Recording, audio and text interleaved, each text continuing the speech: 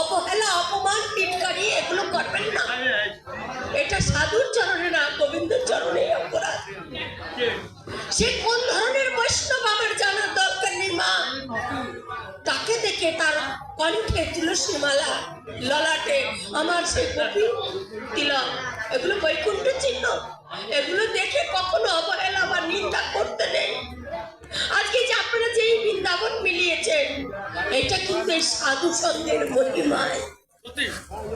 আজকে যে এই অঞ্চলে আজকে হরিনাম রূপে এই মাইকে যতদূর এই হরিধ্বনি হরিকথা যাচ্ছে, ততদূর সমস্ত শ্রেণীর প্রাণীদের এই হরিনাম রূপ ধ্বনি দিয়ে, হরিনাম রূপ ধ্বনি দিয়ে সমস্ত পাপ বিনাশ করে দিচ্ছেন। এর একমাত্র যারা এই সাধু সঙ্গ বাজার ধরে রেখেছে মন্দির, তাদেরই একমাত্র জয়গান আজকে তমাম অঞ্চলে আজকে সাধুর মহিমা। এই অঞ্চলে এত হাজার হাজার মানুষ আছে, কিন্তু আমার ধারণা গোটা কয়েক সাধু বৈষ্ণব ভক্তরাই এই সভা, এই মন্দির বজায় রেখেছে বলে আজকে তামাম অঞ্চলে এই তারক ব্রহ্ম নাম চলছে চলছে চলছে। অবহেলা করুন না। তাই অষ্টবক্র মুনি যখন ভগবান শ্রীকৃষ্ণের কাছে সাক্ষাৎ করতে গেছে, দর্শন করতে গেছেন, তখন ভগবান সেই ঋষিবরের পাদ্য অক্ষর সম্ভাষণ করে চরণ ধৌত করে তাকে সেবা করলেন। এবং ওই অষ্টবক্র মুনিও ভগবানের চরণ ধৌত করে দুজন দুজনকে আলিঙ্গনে ভূষিত হলেন। এদিকে দেখুন, সাধুর চরণে যদি অপরাধ হয়, কি তার মহিমা দেখুন। ওই যে ভগবান শ্রীকৃষ্ণের যে পুত্র শাম্ব, ওই শাম্ব অষ্টবক্র মুনি ঋষিদের দেখে ঠাট্টা মনে করে তারই এক যুবককে মহিলা সাজিয়ে, নারী সাজিয়ে, তাকে কাপড় দিয়ে গর্ভবতী বানিয়ে ওই অষ্টবক্র মুনির সামনে দিয়ে ঠাট্টা স্বরূপ বলছেন, দেখুন তো ঋষিবর, এই মায়ের গর্ভে পুত্র সন্তান আছে না কন্যা সন্তান আছে। ঠাট্টা করছে। আর সে তো ঋষি, সে তো অন্তর্যামী, সে তো সব জানে সাধনার কি ফল দেখুন। তখন অষ্টবক্র মুনি ঋষি একটু মুচকি হেসে ভেবে বলছে যে ভগবান শ্রীকৃষ্ণের পুত্রের যদি এই দশা হয়, তাহলে এ তো ভারতবর্ষ রাখবে না। যদু বংশের সন্তান শাম্বর যদি এই সাধু নিয়ে ঠাট্টা হয়, তাহলে তো এই ভারতবর্ষ সে নির্বংশ করবে, একে তো রাখা যাবে না।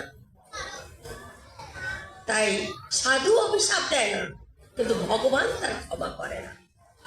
তাই ঋষিবর সেও হেসে বললেন, হ্যাঁ, ওই মহিলার গর্ভে সন্তান আছে, জন্মাবে।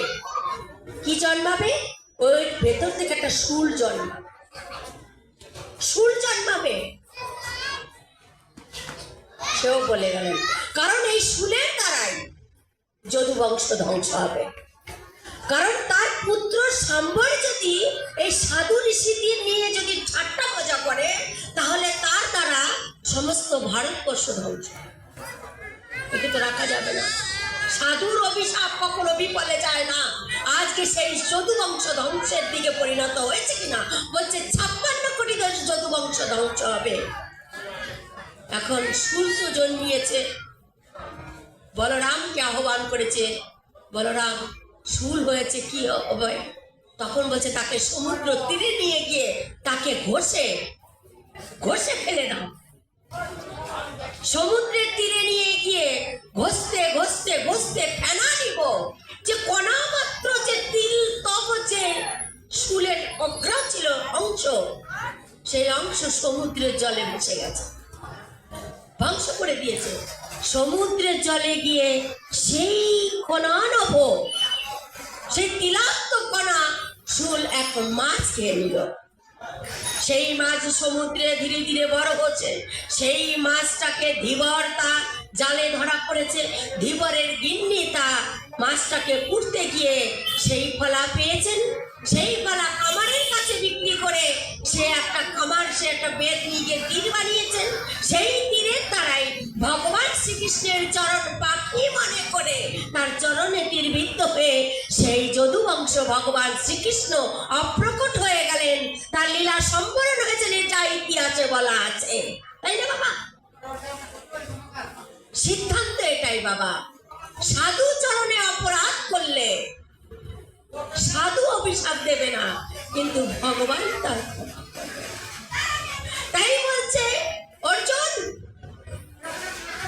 অর্জুন তুমি যাও, আমার যা যা বাক্য তুমি সবাইকে জানিয়ে দাও যে আমি অংশ এতে চাংশ কলা পুংস কৃষ্ণ তো ভগবান স্বয়ং, বলছে আমি যে স্বয়ং ভগবান এটা তুমি জানিয়ে দাও। অর্জুন বলছে তুমি ভগবান, তা তুমি বলো, আমাকে দিয়ে বলাচ্ছ কেন? বলছে এতে চাংশ কলা পুংস কৃষ্ণ তো ভগবান, আমি যে স্বয়ং ভগবান এটা তুমি জগৎকে জানিয়ে দাও। অর্জুন বলছে আমি জানাবো কেন, তোমার কথা তুমি নিজ মুখেই বলো। বলছে না অর্জুন, আমার কথা আমি কুরুক্ষেত্রের লঙ্ঘনও করেছি, আমি অস্ত্র ধরবো না বলেছি, তাও কুরুক্ষেত্রে যুদ্ধে আমি অস্ত্র ধরেছি।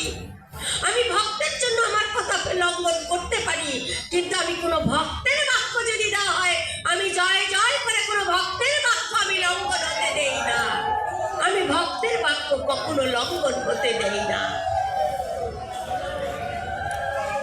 এই হচ্ছে ভক্ত মহিমা, সাধু মহিমা, সাধু সঙ্গের মহিমা।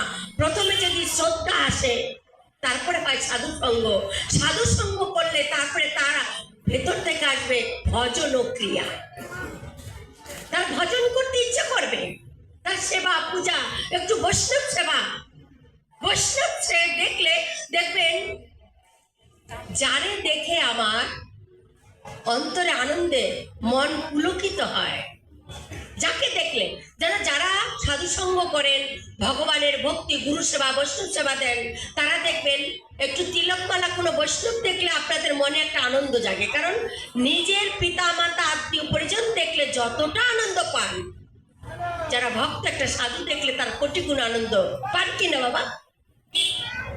এর কারণ কি জানেন? যারে দেখে চিত্তে আমার, যারে দেখে চিত্তে আমার জাগে আনন্দ, মনে বলে সে আমার প্রাণের গোবিন্দ, মনে বলে সে আমার প্রাণের গোবিন্দ। গোবিন্দ কোথায় থাকে? এই মন্দিরে, তীরে, নদীর তীরে, ওই বৃন্দাবনে না, ভগবান ঈশ্বর সর্বভূতানাম হৃদেশ অর্জুন তিষ্ঠতি ভ্রাময়ন সর্বভূতানি যন্ত্র রূঢ়ানি মাজয়া। অন্তর্যামী নারায়ণ এই ভক্তের হৃদয়ে বসে নিজ কথা নিজ আস্বাদন করেন, রাধার সহিত নিজ কথা নিজ আস্বাদন করেন। ভগবান বলছেন আমি 4 জায়গায় উপস্থিত থাকি, 4 জায়গায় আমাকে খুঁজে পাবে।